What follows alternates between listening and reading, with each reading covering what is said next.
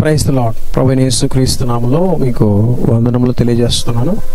Pastor Praveen Kumar గారి మరణం మనందరినీ దిగ్భ్రాంతికి గురి చేసింది. మనందరం ఎంతో మనస్తాపం చెందాం. ఆయన మరణం వినగానే నాకు కూడా చాలా బాధ కలిగింది. మొదట్లో అది యాక్సిడెంట్ అని చెప్పినప్పుడు కూడా ఎంతో బాధ అనిపించి, అయ్యో ఒక గొప్ప సేవకుడిని మనం కోల్పోయాం అని బాధపడడం జరిగింది. కానీ తర్వాత అది యాక్సిడెంట్ కాదు, అది ఒక దారుణ హత్య అనే విషయం తెలుసుకుని మరింత బాధపడవలసి వచ్చింది. అయ్యో మనుషులు ఇలా దిగజారిపోయారేంటి, మనుషులు మానవత్వం లేని మృగాల్లా మారిపోయారేంటి అనే ఆలోచన మరింత బాధ గురి చేస్తుంది. తోటి మనిషిని ఇలా చంపే కసాయి హృదయం వారికి ఎలా కలిగిందో అర్థం కావట్లేదు. అందులోనూ ప్రవీణ్ కుమార్ లాంటి ఒక మంచి సేవకుడు సమాజంలో అందరినీ కూడా ఒక మంచి మార్గంలో నడిపించాలనే దృక్పథంతో ఎంతో క్రీస్తు ప్రేమను అందరికీ చాటుతూ, అలాగే దేవుడి గురించిన మంచి విషయాలు సమాజంలో వారందరికీ బోధిస్తూ, తాను చేయగలిగిన మంచి సేవ ప్రజలకు చేస్తూ నిత్యము ఒక చక్కని వ్యక్తిగా జీవించే ఆయన్ను చంపాలనే ఈ కసాయి ఆలోచన ఎవరు చేశారు? వాళ్ళు మనుషులేనండి. వాళ్ళు మనుషులని ఏమాత్రం అనిపించుకోరు. వాళ్ళు మనుషులు కారు. వాళ్ళు మనుషులైనా వారి వెనక మరి ఎవరున్నా కానీ వారు చాలా పెద్ద తప్పు చేశారు.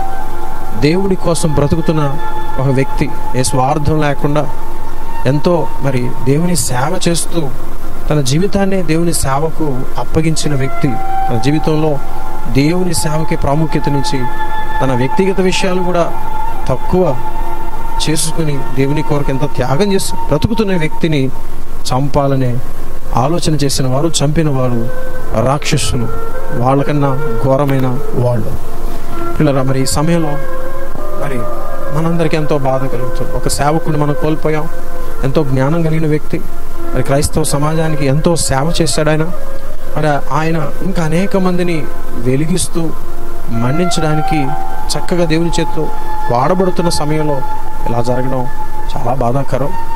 అయితే మరి ఆయన ఆత్మ దేవుని సన్నిధికి చేరుకుని దేవుని సన్నిధిలో విశ్రాంతిలోకి ప్రవేశించుతుందని నేను నమ్ముతున్నాను. ఎందుకంటే దేవుని కొరకు ఎంత చక్కగా పనిచేస్తాడు. ఆయన తలాంతులన్నింటినీ కూడా దేవుని కొరకు వినియోగించాడు.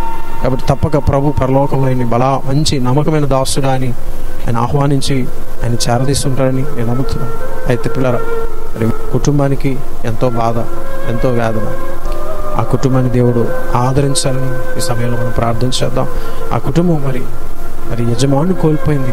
అయినప్పటికీ కూడా వారి యొక్క మరి సతీమణి ఎంత ధైర్యముగా మనము కక్ష తీర్చుకోవద్దు, కానీ క్రీస్తు రాజ్యాన్ని మాత్రమే మనం ప్రకటించాలని చెప్పడం ఎంత ఆశ్చర్యకరము. క్రైస్తవులు మాత్రమే ఎలాంటి ప్రేమను చూపించగలరు. తమను చంపిన వారిని కూడా క్షమించగలిగింది క్రైస్తవుడే, క్రీస్తు ప్రేమ మాత్రమే అనే విషయాన్ని ఇప్పటికైనా సమాజం తెలుసుకోవాలి. అలాగే ఒక విషయం గుర్తుపెట్టుకోవాలి, సమాజం ఎప్పుడు కూడా క్రీస్తు సేవ చేస్తున్న వారిని ఆపాలని చూస్తే అది ఆగేది కాదు. చరిత్రలో ఇప్పటికీ ఎన్నోసార్లు ఇలా జరిగాయి.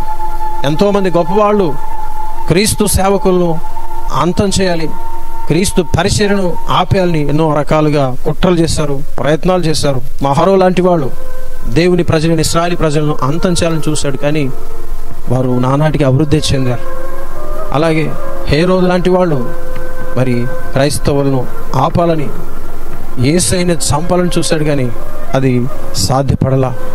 నీరో క్రీస్తు సేవకులను ఎంతగానో హింసించాడు, క్రైస్తవులను ఎంతగానో హింసించాడు, కానీ క్రైస్తవ్యం ఆగల. క్రీస్తు సువార్త నానాటికి ప్రకటించబడుతూ ఈరోజు ప్రపంచ దేశాలన్నిట్లో కూడా ఆ సువార్త అనేకులకు అందింది. అనేకులు క్రీస్తు సువార్తను విని రక్షణ పొందుకున్నారు. పిల్లరా, ఈ యొక్క సువార్త కార్యక్రమం, క్రీస్తు సేవా కార్యక్రమం ప్రారంభించింది ఒక మనిషి అయితే ఎప్పుడో ఆగిపోయేది, కానీ సర్వసృష్టిని కలగజేసిన దేవుడే ఈ యొక్క పరిచర్యను ప్రారంభించాడు. ఆ పరిచర్యను కొనసాగిస్తూ సేవకులు ఎంతోమంది తమ జీవితాలను కూడా త్యాగం చేసి ఆ పరిచర్యను చేస్తూ ఉన్నారు. అది స్వార్థ ప్రయోజనాల కోసం కాదనే విషయం సమాజం గుర్తించాలి. క్రీస్తును తెలుసుకోవడం అంటే హృదయంలో మార్పు రావడం, ఒక దొంగ మారడం, ఒక నరహంతకుడు మారడం, వ్యభిచారంలో ఉన్నవాడు మారడం, ఒక ద్రోహి మారి సమాజానికి మేలుకరంగా మారి తన జీవితాన్ని మార్చుకోవడం, ఒక పాపి మారి పరిశుద్ధుడిగా జీవించడం, నరకం నుంచి శాశ్వతమైన మోక్షానికి ప్రవేశించడం, ఇది క్రీస్తు మార్గంలో వచ్చే మార్పు, హృదయంలో వచ్చే మార్పు, ఆత్మలో వచ్చే మార్పు, రక్షణ పొందుకునే గొప్ప అనుభవం. అలాగే మనం ఈ సమయంలో బాధ్యతగా చేయవలసింది ఏంటంటే ప్రార్థన చేయాలి. ప్రతి విశ్వాసి, ప్రతి సంఘం కూడా ప్రార్థన చేయాల్సిన సమయం ఇది. హింస కలిగినప్పుడు సంఘం ప్రార్థన చేయాలి. ఆ రోజు యాకోబు చంపబడ్డాడు. ఏ రోజు యాకోబును చంపేశాడు. తర్వాత పేతురును కూడా చంపడానికి కోసం చెరసాలలో బంధించి ఉంచాడు. కానీ సంఘం అతి ఆసక్తితో ప్రార్థన చేస్తున్నప్పుడు దేవుడు గొప్ప కార్యం చేసి పేతురును విడిపించాడు. ఈరోజు విద్రోహక చర్యలు జరుగుతున్నాయి.